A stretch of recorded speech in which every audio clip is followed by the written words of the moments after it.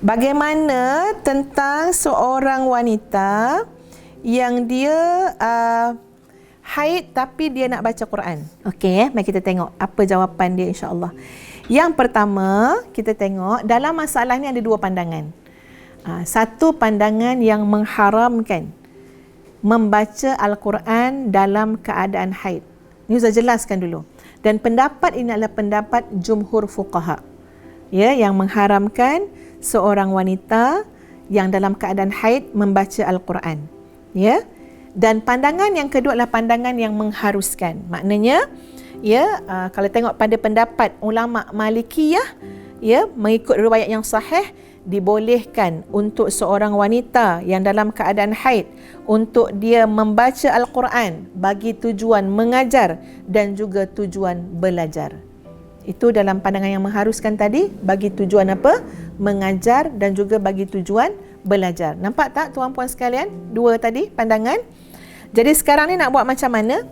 Kita nak pegang yang macam mana?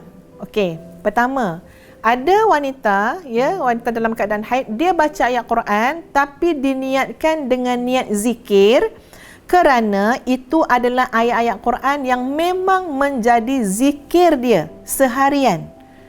Ya, memang dia baca selalu. Ya, contoh, dia selalu sebelum tidur baca apa? Surah apa Kak Lang? Surah Al-Mulk, surah Al-Waqi'ah, itu dah jadi amalan dia, dah jadi zikir dia. Ataupun kita baca doa, ya, doa pendinding daripada syaitan, ambil daripada Quran. Ya, kita baca doa yang dah jadi amalan pun ambil daripada Quran. Jadi dengan niat zikir, dengan niat doa tadi, maka itu memang tidak jadi masalah. Ya, itu memang dibolehkan. Tapi yang kita kata ni apa dia? Tak, ini memang niat nak baca Quran.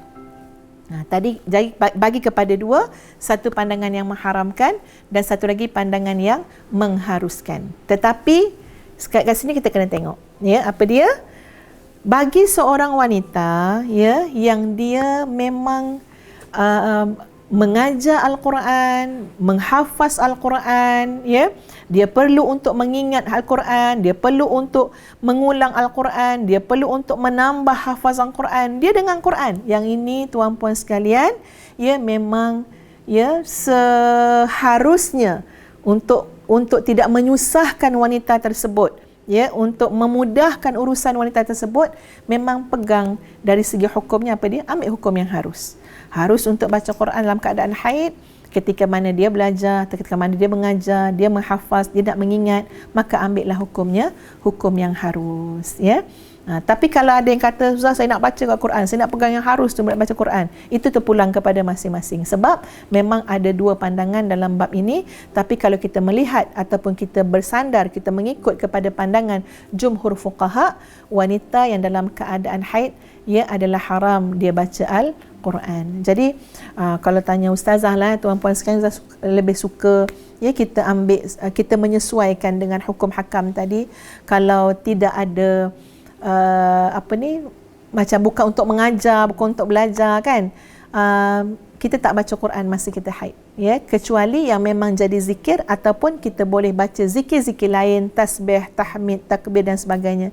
Jangan pula time haid lah datang semangat nak baca Quran, ya. Kita ambil kira pandangan daripada jumhur fuqaha tadi bahawa haram wanita dalam keadaan haid tu baca Quran. Tapi ingat, di sana ada pandangan yang mengharuskan. Jadi ada keadaan-keadaan mungkin seorang wanita tu nak baca Quran dalam keadaan masa dia haid, dan dia bersandarkan ataupun dia merujuk kepada pandangan yang mengharuskan, maka tak bolehlah kita kata, oh dia salah, oh dia silap, lepas tu kita pun jadi apa?